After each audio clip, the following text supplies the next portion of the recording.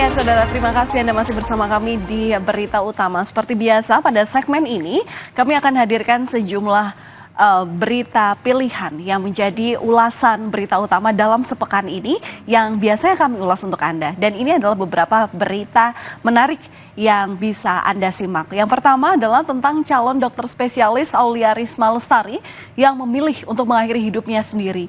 Ia diduga menjadi korban bullying, di mana Auli ini ditemukan meninggal dunia di kamar indekosnya di kawasan Lempong Sari, Gajah Mungkur, Semarang.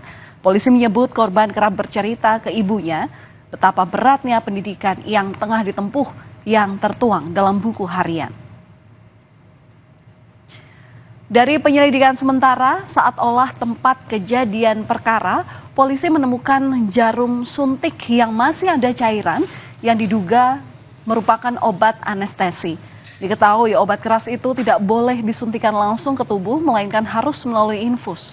Polisi juga menemukan kejanggalan lain, pasalnya dosis obat itu melebihi aturan, yakni sekitar 3 ml. Berbeda sementara dengan hasil penyelidikan polisi bahwa korban ini diduga bunuh diri, dari pihak keluarga membantah keras. Kuasa hukum keluarga korban menjelaskan almarhumah memiliki riwayat penyakit saraf terjepit yang jika kelelahan akan terasa sakit. Dalam keadaan darurat, almarhumah ini menyuntikkan obat anestesi ke dirinya sendiri untuk mengurangi rasa sakit.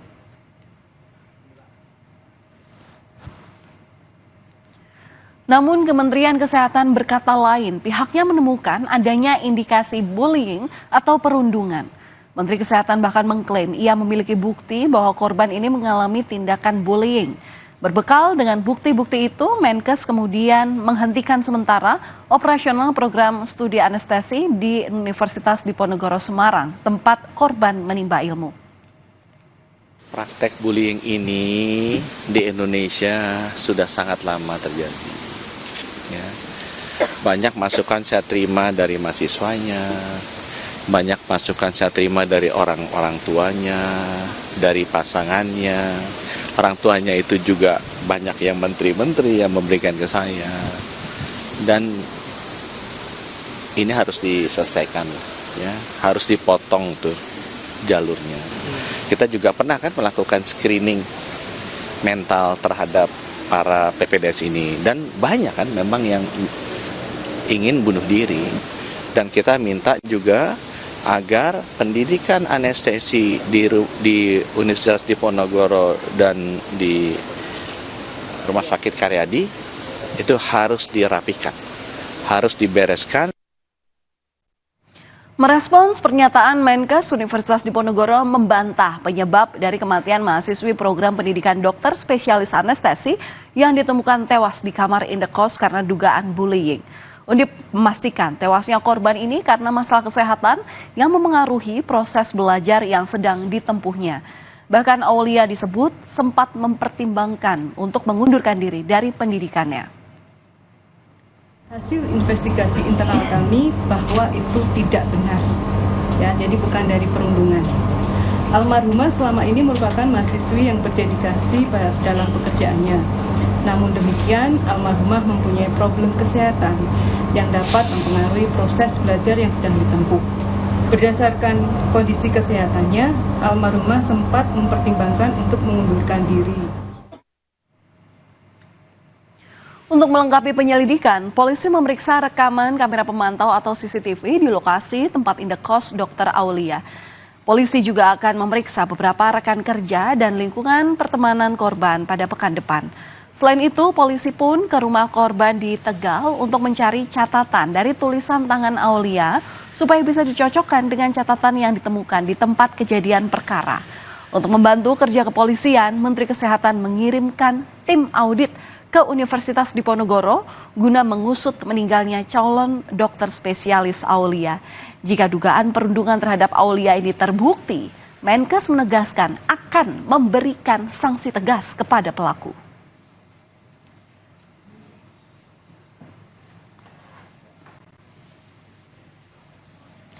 Kita beralih ke informasi politik, Saudara. Anies Baswedan sempat menjadi sosok kuat yang disebut-sebut akan menjadi lawan tangguh bagi siapapun yang akan berlaga di Pilkada Jakarta 2024. Namanya pun masuk bursa calon gubernur Jakarta dari sejumlah partai politik. Ada yang terang-terangan menyebut, ada pula yang seakan malu-malu. Namun kini Anies justru kehilangan satu persatu dukungan potensial.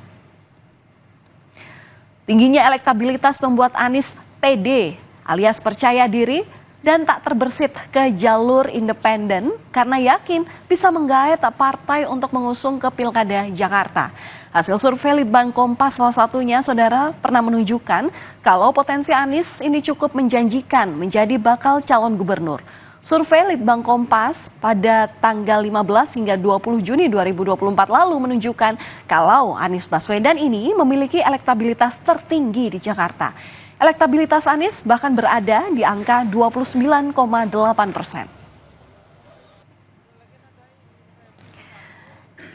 Ya, angin segar pun datang dari partai politik. Pada tahap itu Anies paling optimistis karena didukung oleh 3 partai, yakni PKB, Nasdem, dan PKS yang sebelumnya juga mengusung Anies di dalam kontestasi Pilpres 2024. Sementara Koalisi Indonesia Maju atau KIM masih belum jelas karena Ridwan Kamil masih dilematis saat itu antara maju ke Jakarta atau justru tetap di Jawa Barat. Namun, tak ada angin, tak ada hujan, tak disangka. Ketiga partai politik yang awalnya kompak mendukung kini justru berbalik badan meninggalkan Anies Baswedan. Ketiga partai yang tadi saya sebutkan, PKB, Nasdem, dan PKS berbondong-bondong pindah haluan dan bergabung dengan Koalisi Indonesia Maju. Mengapa bisa demikian? Ketua Umum Nasdem Surya Paloh bilang sulit bagi Anies Baswedan untuk maju dalam Pilkada Jakarta.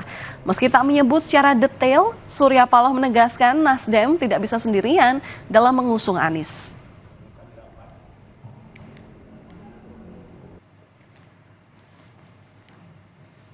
Sementara juru bicara PKS Muhammad Khalid menyebutkan tidak ada progres dari pencalonan Anies dan Sohibul Iman hingga batas waktu pada tanggal 4 Agustus 2024. Karena kondisi itu, maka PKS memutuskan untuk menjalin komunikasi dengan Koalisi Indonesia Maju yang mengusung Ridwan Kamil untuk maju jadi calon gubernur Jakarta. Anies pun mengaku kaget dengan adanya bahasan bahwa waktu 40 hari untuk mencari parpol pendukung. Pasalnya ia tidak merasa hal itu karena tidak pernah dibicarakan sebelumnya. Meski ditinggal 3 partai, Anies masih punya kesempatan untuk maju dalam kontestasi Pilgub Jakarta. Pada Sabtu siang, Anies Baswedan bahkan menyambangi kantor DPD PDI Perjuangan. Anies menyebut kedatangannya ke kantor DPD PDIP Jakarta ini untuk membahas rencananya maju di Pilkada Jakarta. Namun Anies menyebut pertemuan dengan elit DPD PDIP bukan dalam menentukan keputusan terkait dukungan PDIP untuk mengusung dirinya maju ke Pilgub Jakarta. Anies menyebut hasil pertemuan hari kemarin di hari Sabtu itu dengan DPD PDI Perjuangan tetap akan menunggu keputusan dari Ketua Umum Partai Megawati Soekarno Putri. Jadi hal-hal yang menyangkut pilkada tentu kita obrolkan, tapi kita semua menunggu apa yang menjadi keputusan. Jadi tadi sama sekali kita tidak menyinggung tentang keputusan, langkah, dan lain-lain, karena semuanya ada di DPP partai, di luar kewenangan kita. Tapi kita kalau Pak Anies mau didukung, Pak Anies mau atau enggak nurut sama Bu Mega gitu Pak. Nah Pak Anies melihat itu seperti apa Pak? Ya, jadi kita semua menyadari bahwa beliau merujuk kepada amanat konstitusi. Kita ke informasi selanjutnya, Saudara. Masih dari dunia politik. Dalam pidato perdananya sebagai Ketua Umum Golkar, Bahlil Lahadalia tiba-tiba menyinggung soal Raja Jawa. Dalam Munas ke-11 Golkar pada tanggal 21 Agustus lalu, Bahlil meminta agar para kader untuk tidak bermain-main dengan Raja Jawa jika tidak mau celaka. Namun Bahlil tidak menyampaikan secara gamblang siapa yang dimaksudkan sebagai Raja Jawa. Saya nggak punya kepentingan apa-apa pribadi.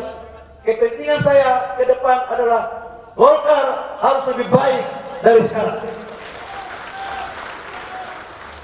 Karena itu, pemerintahan Pak Prabowo Gibran sebagai kelanjutan daripada pemerintahan Jokowi, Maruf, Amin. Jadi kita harus lebih paten lagi. Soalnya Raja Jawa ini kalau kita main-main celaka kita. Saya mau kasih tahu aja, jangan coba-coba main-main di barang ini. Ini, waduh, ngeri-ngeri sedap barang ini, saya kasih tahu. Pernyataan Bahlil soal Raja Jawa menuai banyak perhatian dan tanggapan. Ketua Umum PDI Perjuangan Megawati Soekarno Putri juga merespons pernyataan Bahlil ini, di mana Megawati kemudian mempertanyakan apakah Bahlil paham artinya Raja Jawa, bahkan minta dikenalin ke Raja Jawa yang dimaksud oleh Bahlil. Saya selalu nanya apa beritanya. Ibu mesti dengerin. Ini Pak Bahlil ngomong. Terus saya ketawanya gini. Dia ngomong Raja Jawa kan. Terus maksud saya yihnya ini gini. Kayak dia ngerti artinya Raja Jawa gitu. Makanya saya langsung sambil sarapan ketawa. Bilang ada Raja Jawa. Terus aku mikir, aku mau kenalan juga deh sama Raja Jawanya. Lalu yang menjadi pertanyaan lagi, siapa sih Raja Jawa yang dimaksud Bahlil? Raja yang katanya kalau berani macam-macam bisa celaka. Kalau secara harafiah, Raja Jawa merupakan peninggalan Kerajaan Mataram itu ada di Jogja dan Solo. Tapi apakah benar itu yang dimaksud oleh Bahlil? Mengingat Indonesia itu adalah negara republik dan tidak ada raja. Hanya presiden sebagai kepala negara sekaligus kepala pemerintahan Indonesia. Direktur Eksekutif Parameter Politik Indonesia Adi Prayitno mengatakan peringatan yang disampaikan Bahlil di depan seluruh kader Partai Golkar ini merupakan bentuk intimidasi politik pada kader Golkar untuk tidak resisten terhadap pemerintah. Sementara itu pernyataannya soal Raja Jawa bikin heboh, Bahlil lalu menyebut kalau sebutan Raja Jawa itu hanya candaan politik saja. Ya saudara, itu tadi ulasan dalam sepekan terakhir. Nantikan ulasan lainnya hanya di berita utama dalam sepekan ke depan. Kami akan kembali usai jeda, saudara, dengan informasi mengenai banjir bandang yang melanda kota Ternate, Maluku Utara di saat warga masih banyak yang beristirahat.